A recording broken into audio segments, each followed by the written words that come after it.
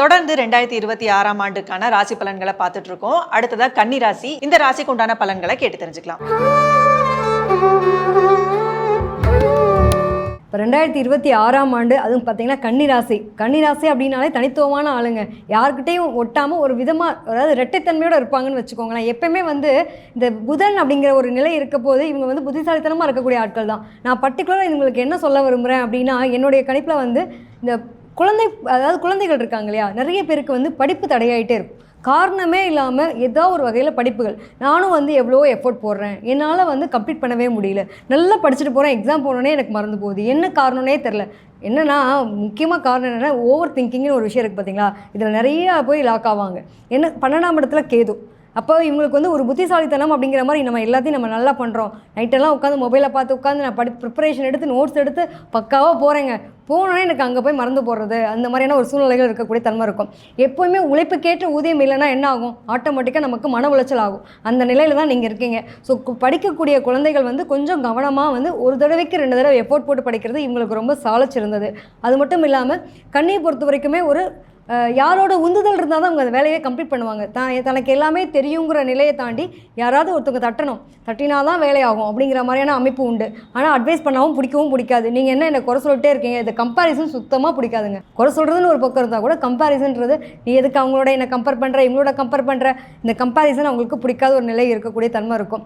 அதே மாதிரி பார்த்திங்கன்னா பெரும் பணம் செலவு பண்ணி படிக்க வைக்க வேண்டிய சூழ்நிலைகள், படிப்புக்காக ஒரு பெரும் பணத்தை போய் முடக்கக்கூடிய தன்மைகள் இருக்கும். இதனால் கூட ஒரு அப்பா பையனுக்குள்ளே ஒரு மன உளைச்சல் இருக்கக்கூடிய நிலை கூட இருக்கும். தனக்கு அப்பா எப்படி ஆசானாக பார்க்கப்பட்டோமோ, படங்களில் பார்ப்போம் இல்லையா, 5 வயசில் எங்கள் அப்பா தான் ஹீரோ, அடுத்து அவர் தான் வில்லன்ற மாதிரி பார்க்குற மாதிரியான அமைப்பெல்லாம் இந்த காலகட்டம் ஏற்படுத்தி கொடுக்கும். ஏன்னா தகப்பனார் கூட ஒரு நல்ல கம்யூனிகேஷன் இருக்குது. அவர் ஒரு சொல்ல வருவார், நம்ம ஒன்று புரிஞ்சுப்போம். இந்த மாதிரியான ஒரு நிலைகள்லாம் இவங்களுக்கு இருக்க போகிறது கன்னிராசியை பொறுத்த வரைக்கும். ஸோ முடிஞ்ச அளவுக்கு நீங்கள் கிண்டல் கேலி நையாண்டி எல்லாம் பண்ணுவீங்க. ஆனால் உங்களுக்கு அந்த அதாவது இருக்க இடத்தையும் நம்ம சந்தோஷமாக வச்சுக்கணும், நம்மளும் சந்தோஷமாக இருக்கணும்னு நினைக்கக்கூடிய ஒரு ஆள் தான். பட் உங்களுக்கே ஒரு பக்கம் என்னடா நம்ம அவ்வளோ ஹாப்பியாக ஜாலியாக இருந்தோம், நம்ம இப்படி ஒரு மன உளைச்சல் காலம் இருக்குமான்ற மாதிரி ஒரு வருத்தம் உங்களுக்கு இருக்கக்கூடிய நேர காலம் இது. ஸோ இந்த 2026ஆம் ஆண்டில் எஃபோர்ட் போடுங்க. டெஃபினட்டாக அதுக்கான சக்ஸஸ் அப்படின்றது கிடைக்கக்கூடிய தன்மை உண்டு. பர்டிகுலராக இந்த படிக்கும் போதே காதல், அதில் ஒரு பிரச்சனை, அதுக்காக படிக்காமல் போனேன், என் கூட என்ன லவ் பண்ணிட்டு என்னை கழட்டி விட்டு இன்னொரு பையனை பார்த்துட்டு போயிடுச்சு, அந்த பிள்ளை நல்லா படிக்குது, நல்ல பெரிய ஆளாக இருக்குது அப்படின்ற நிலையெல்லாம் இருந்திருக்கும்.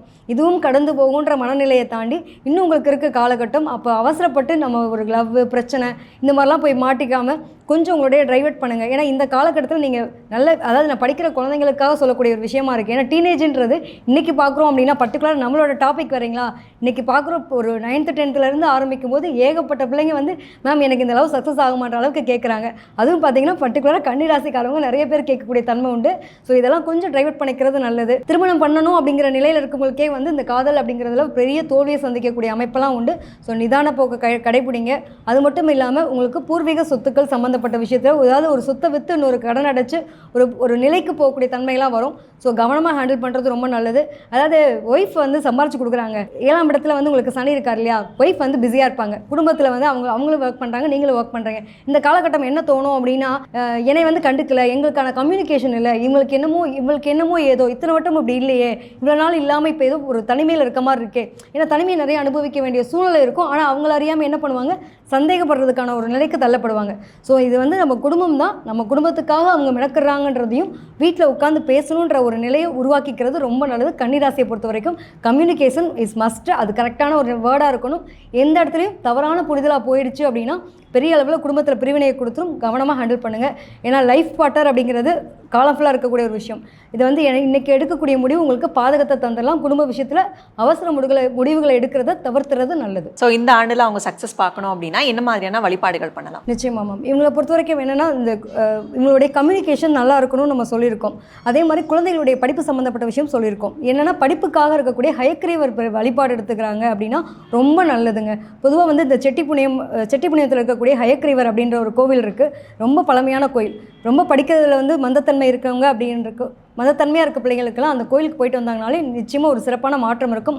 அங்கே ஏலக்காய் மாலை சாத்தி அந்த ஏலக்காயில் உங்களுக்கு ஒரு பால் ஆற்றி கொடுத்தாங்கன்னா குழந்தைங்க படிக்கும்போது, அதாவது நைட்டு படுக்கும்போது குடிச்சிட்டு படுக்கும் போதும் மறுநாள் காலையில் அவங்களுக்கு ஒரு ரெஃப்ரெஷ் இருக்கக்கூடிய தன்மை இருக்கும், அந்த ஞாபக சக்தி கொடுக்கக்கூடிய தன்மை இருக்கும். அதுக்கான ஸ்லோகத்தை வழிபட்டுட்டு வர்றது ரொம்ப நல்லது. இந்த 2026ஆம் ஆண்டுல கன்னி ராசிக்கு ரொம்பவே நல்லா இருக்கு அப்படின்னு சொல்லியிருக்காங்க. நிறைய வாய்ப்புகள் இருக்கு அப்படின்னு சொல்லியிருக்காங்க, பயன்படுத்திக்கோங்க. ஸோ அடுத்தடுத்த ராசிகளுக்கு உண்டான ராசி பலன்கள் தொடர்ந்து வரப்போகுது. அஸ்ட்ரோ தமிழர் சேனலை ஃபாலோ பண்ணிக்கோங்க.